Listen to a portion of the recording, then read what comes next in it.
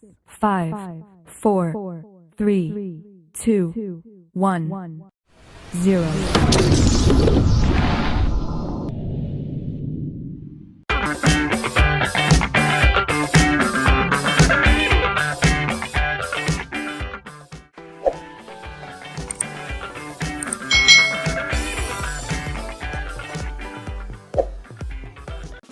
Hai hai hai, selamat datang di channel YouTube Kak Citra. Apa kabar adik-adik semuanya? Kak Citra berharap kalian dalam kondisi yang baik, sehat, dan siap untuk belajar. Nah, hari ini kita akan belajar bersama-sama untuk mata pelajaran tematik kelas 5. Kita belajar di tema 6, panas dan perpindahannya, subtema 3, pengaruh kalor terhadap kehidupan, pembelajaran yang keempat. Mari adik-adik kita belajar dengan penuh semangat ya. Adik-adik perhatikan gambar berikut ini. Nah, bagaimana pendapatmu jika kamu berada di tempat dan dalam suasana seperti pada gambar tersebut? Lihat ya adik-adik ya, lalu lintasnya lancar. Lalu semua orang mematuhi, pengguna jalan mematuhi peraturan lalu lintas. Tidak ada sampah di mana-mana. Tahukah kamu bagaimana usaha yang dilakukan masyarakat agar keadaan seperti pada gambar tersebut dapat terwujud adik-adik? Salah satu usaha yang dilakukan adalah memastikan bahwa menjaga kebersihan lingkungan menjadi kewajiban dan tanggung jawab warganya. Salah satu kota yang sangat peduli terhadap kenyamanan warganya adalah Kota Bandung. Hal ini terjadi selain karena pemerintah yang peduli, juga keterlibatan masyarakat yang juga membuat hal itu bisa terjadi adik-adik. Secara bergiliran, warga masyarakat memelihara kebersihan lingkungan masing-masing sebanyak 2 kali sehari, yaitu pagi dan sore. Giliran ini dilakukan oleh warga masyarakat secara sukarela. Selain bantuan dari pemerintah daerah yang turut memberikan fasilitas juga, ini masyarakatnya juga ikut ambil bagian. Bagaimana dengan daerah tempat tinggalmu? Apa akibatnya bila tanggung jawab untuk menjaga lingkungan tersebut tidak dapat dilaksanakan adik-adik? Yuk kita cari tahu bersama-sama tentang permasalahan sosial di sekitar kita. Nah, setiap warga negara itu mempunyai tanggung jawab yang harus dilaksanakan sesuai perannya di dalam masyarakat. Salah satu bentuk tanggung jawabnya adalah melaksanakan nilai-nilai Pancasila sebagai dasar negara. Nah, nilai-nilai dalam Pancasila menjamin terjadinya masyarakat yang saling menghargai demi kepentingan bersama. Apa saja akibat yang akan terjadi bila anggota masyarakat tidak melaksanakan tanggung jawabnya? Nah, salah satu akibatnya adalah terjadi masalah sosial adik-adik. Kalau masyarakatnya tidak melaksanakan tanggung jawab, ya akan ada masalah sosial. Nah, berikut ini adalah jenis-jenis permasalahan sosial yang terjadi di lingkungan masyarakat. Yang pertama, adik-adik perhatikan gambar ini. Nah, masalah sosial yang pertama adalah tentang sampah ya. Nah, adik-adik, salah satu kebiasaan tak terpuji adalah membuang sampah sembarangan. Misalnya, siswa membuang bungkus permen dan makanan di ruang kelas, di halaman sekolah, atau di selokan dekat sekolah. Nah, warga masyarakat membuang sampah dapur di parit, di saluran air, atau bahkan di sungai adik-adik. Sampah pasar, sampah toko, dan sampah kantor banyak berserakan sampai ke jalan raya karena tak tertampung di bak sampah. Hal ini terjadi karena banyak orang tidak bertanggung jawab menjaga lingkungan mereka dengan membuang sampah sembarangan. Sampah yang bertebaran di sekolah mengurangi keindahan sekolah karena tidak sedap dipandang dan mengganggu kegiatan belajar mengajar. Hal ini mengurangi kenyamanan para siswa yang belajar di sekolah.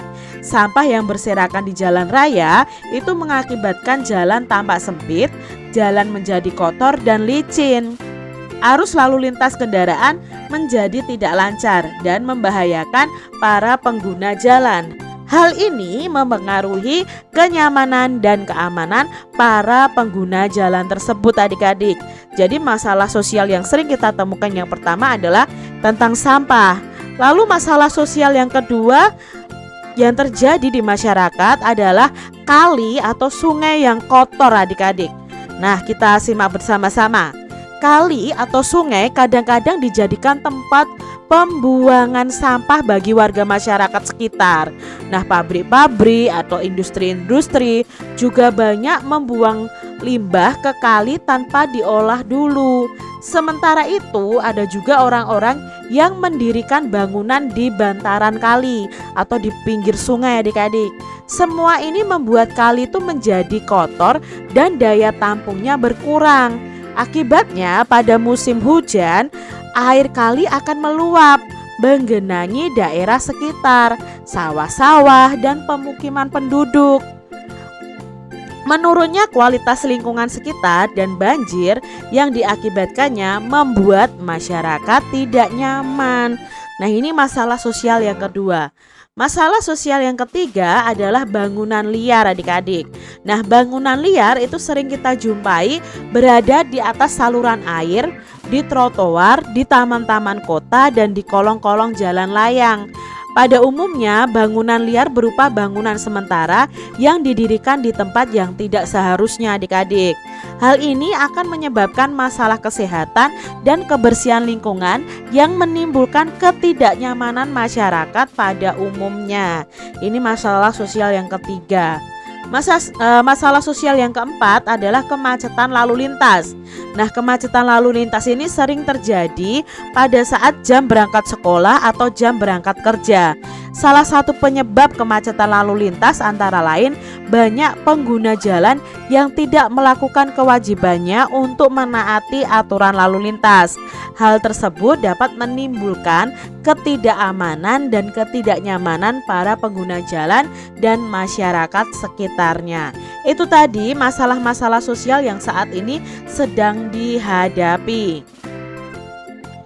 Nah, adik-adik, dari bacaan tadi kita akan bersama-sama menemukan pokok pikiran dari masing-masing paragraf. Nah, pokok pikiran di paragraf pertama itu tentang tanggung jawab warga negara itu sesuai dengan perannya. Lalu di paragraf pertama juga disebutkan akibat warga negara tidak melaksanakan tanggung jawabnya. Nah, akibatnya apa?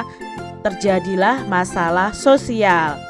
Lalu di paragraf berikutnya itu membahas tentang membuang sampah sembarangan itu termasuk dalam kebiasaan yang tak terpuji. Nah, sungai dijadikan tempat pembuangan sampah warga. Tadi ya, permasalahan sosial yang kedua adalah kali atau sungai yang kotor. Lalu di paragraf berikutnya itu pembahasan tentang bangunan liar itu menyebabkan masalah kesehatan dan kebersihan lingkungan. Dan paragraf yang terakhir itu membahas tentang kemacetan lalu lintas menyebabkan ketidaknyamanan pengguna jalan dan masyarakat. Itu gagasan utama dan informasi penting dari masing-masing paragraf dari bacaan tadi. Nah, adik-adik, kalian bisa mengamati lingkungan sekitar kalian. Permasalahan sosial apa yang terjadi di lingkungan sekitar kalian? Nah, coba perhatikan bersama temanmu ya. Lakukan pengamatan terhadap kehidupan masyarakat di sekitarmu. Kamu bisa juga mencari informasi melalui ketua RT atau dari orang tua kalian tentang permasalahan sosial yang ada di sekitarmu. Jadi kalian bisa mengidentifikasi penyebab masalah sosial tersebut lalu hubungkan dengan pelaksanaan hak dan kewajiban anggota masyarakatnya. Sebutkan juga usaha apa yang telah dilakukan untuk mengatasinya. Nah, kalian bisa membuat tabel seperti ini.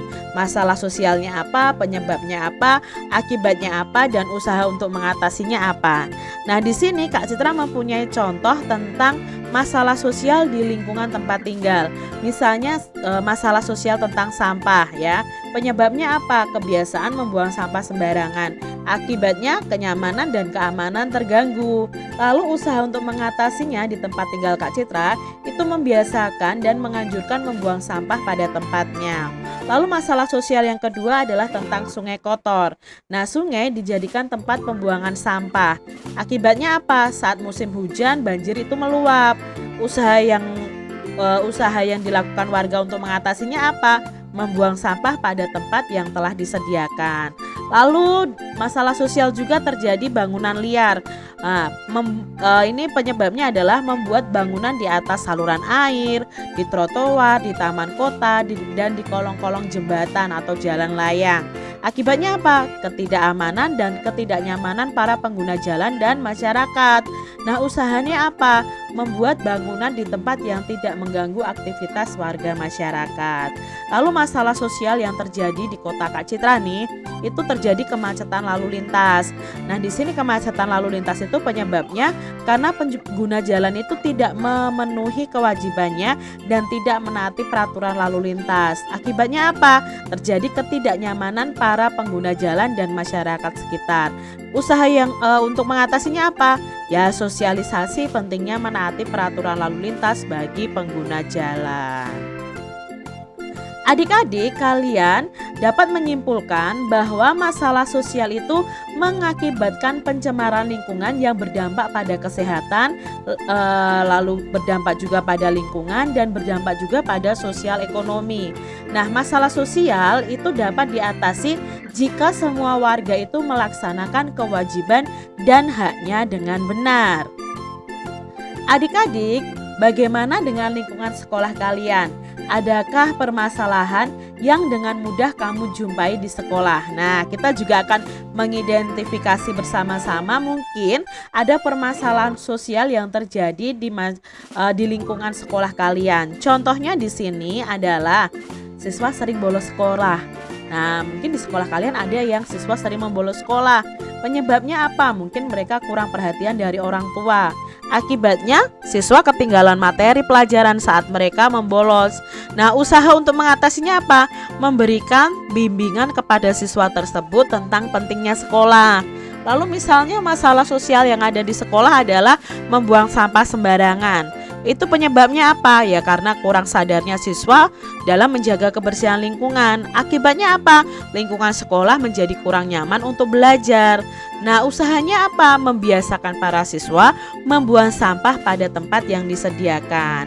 Berikutnya masalah sosial yang terjadi adalah siswa ya adik-adik ini ya. Siswa berkelahi. Nah, mungkin ada di sekolah kalian terjadi perkelahian antar siswa. Itu penyebabnya apa ya? Karena kurangnya rasa mengasihi dan menyayangi. Akibatnya apa? Suasana belajar kurang nyaman.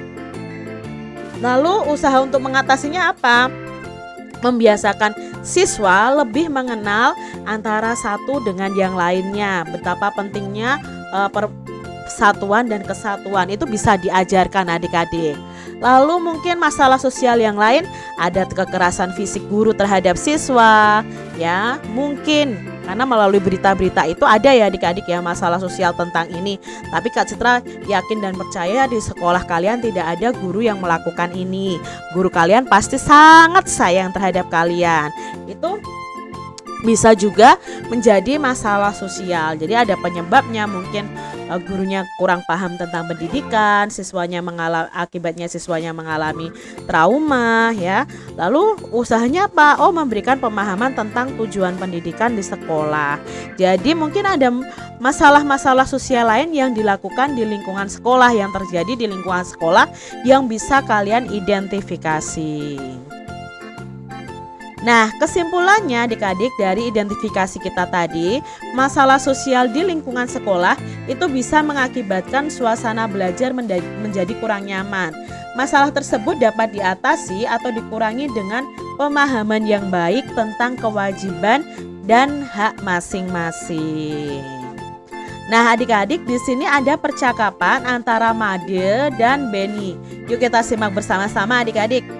Ternyata banyak sekali ya permasalahan sosial di sekitar kita ya Ben. Bahkan di sekolah kita saja ada beberapa masalah yang sering sekali terjadi. Padahal sudah banyak cara dilakukan untuk mengatasinya, kata Made. Iya, saya juga baru menyadari bahwa sebagian besar masalah itu terjadi karena ada pihak yang tidak melakukan kewajibannya dengan baik. Hak dan kewajibannya tidak seimbang. Jelas Benny. Saya juga baru menyadari sebagai anggota masyarakat, ketika satu pihak tidak melakukan kewajibannya, bisa mengakibatkan hak semua anggota masyarakat juga terganggu. Disitulah mulai muncul permasalahan sosial, kata Made. Saya setuju dengan pendapatmu.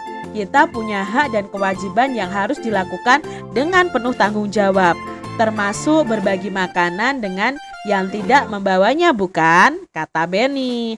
Ah kamu, tetapi kue ini memang enak sekali. Kue apa ini namanya? Rasanya saya belum pernah memakannya sebelumnya, kata Made. Saya bercanda, Made. Ini bolu oleh-oleh khas kota Medan. Ibu mendapatkannya dari teman beliau yang baru kembali dari Medan. Ya, kue ini sangat terkenal di sana. Makanya sering dianggap sebagai oleh-oleh khas dari kota itu.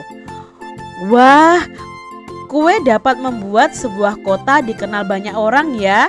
Hebat, bagaimana ceritanya? Kata Made ingin tahu adik-adik. Nah, kita akan belajar salah satu makanan khas dari kota Medan, yaitu bolu meranti. Nah, yuk kita simak bersama-sama adik-adik. Usaha bolu meranti Medan.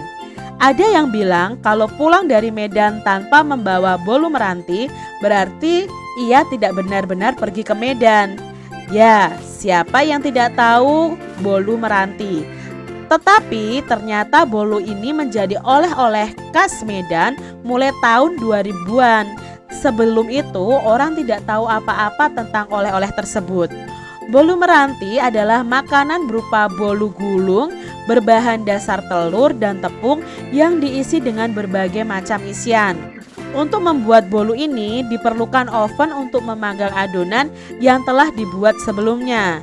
Saat ini ada beberapa isian untuk bolu ini. Ada isian keju, coklat, mocha, stroberi, dan kacang. Nama Miranti itu berasal dari nama jalan di mana bolu ini pertama kali dijual untuk umum. Nah, bolu ini memiliki rasa yang khas, lembut, dan cukup tahan lama meskipun tidak menggunakan bahan pengawet. Siapakah orang di belakang bolu terkenal ini? Nah, seorang ibu bernama Ailing suatu hari menitipkan bolu buatannya di toko milik salah satu kerabatnya yang berlokasi di Jalan Meranti. Ailing yang sedari muda dikenal suka memasak dan membuat kue ini, lama-kelamaan kewalahan dengan pesanan bolu yang dibuatnya. Hingga suatu saat ia membuka gerai sendiri di tempat yang lain. Namun ia tetap menggunakan nama Meranti sebagai nama bolunya untuk menjaga agar pelanggannya ingat akan bolu buatannya. Ailing tidak menyangka usahanya ini dapat membuat kota Medan semakin terkenal.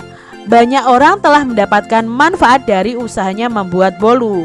Bahkan ia pun membuka gerai di Bandar Udara Internasional Kuala Namu untuk memudahkan pelanggan mendapatkannya sebagai oleh-oleh khas kota Medan. Diambil dari indonesiaentrepreneur.blogspot.co.id. Nah, ini tadi kisah tentang kue bolu meranti adik-adik. Bagaimana kue bolu meranti itu menjadi oleh-oleh khas kota Medan? Nah, bolu ini tuh memiliki rasa yang khas, makanya ya lembut dan cukup tahan lama meskipun tidak menggunakan bahan pengawet, maka menjadi oleh-oleh khas kota Medan. Usaha apa yang dilakukan pemiliknya sehingga membuat bolu itu terkenal? Nah, usahanya Ailing itu membuka gerai sendiri di tempat yang lain. Awalnya kan dititipkan di toko kerabatnya ya adik-adik ya. Bahkan ia pun membuka gerai di Bandar Udara Internasional Kuala Namu untuk memudahkan pelanggan mendapatkannya sebagai oleh-oleh khas kota Medan. Bagaimana pengaruh keberadaan bolu meranti terhadap pembangunan ekonomi masyarakat kota Medan? Ini pastinya berpengaruh sekali adik-adik. Usaha bolu meranti ini membuka lapangan pekerjaan bagi orang-orang Medan untuk bekerja di tokonya bolu meranti ini. Jadi sangat mempengaruhi sekali terhadap pembangunan ekonomi. Apalagi kalau semakin banyak orang datang ke kota Medan untuk membeli oleh-oleh ini, untuk jalan-jalan, otomatis pembangunan ekonomi kota Medan juga akan semakin berkembang. Bagaimana pengaruh keberadaan bolu meranti ini terhadap pembangunan sosial budaya masyarakatnya? Nah, bolu meranti ini sangat berpengaruh karena menjadi ciri khas dari kota Medan ya. Jadi menjadi budayanya, sosial budayanya kota Medan, menjadi ciri khasnya kota Medan. Nah, apakah di daerah kalian itu juga ada oleh-oleh khas adik-adik? Contohnya kalau di Semarang ya, Kak Citra kan tinggal di Semarang. Itu contohnya ada lumpia, ada bandeng presto, itu wingko babat. Itu adalah makanan khas dari kota Semarang adik-adik, oleh-oleh khas dari kota Semarang. Nah, mungkin di daerah kalian ada ya adik-adik ya. Nah, di sini Kak Citra ambil dari lifestyle sindonews.com, itu ada 10 oleh-oleh makanan khas Indonesia. Ini hanya disebutkan 10, padahal banyak sekali adik-adik ya. Ada bakpia itu dari Jogja, lalu empek-empek dari Palembang, lumpia dari Semarang ya. Lalu ada peyem Bandung ya. Lalu ada sari rasa Makassar, wingko babat Semarang. Ya, ada dodol dari Garut, lalu ada pai susu dari Bali, ada getuk dari Magelang, dan masih banyak lagi oleh-oleh makanan khas Indonesia. Kalian bisa mencari tahu melalui Google, kalian googling itu makanan khas Indonesia, oleh-oleh khas Indonesia. Sangat banyak sekali adik-adik ya. Nah, itu tadi adalah makanan khas dari Indonesia.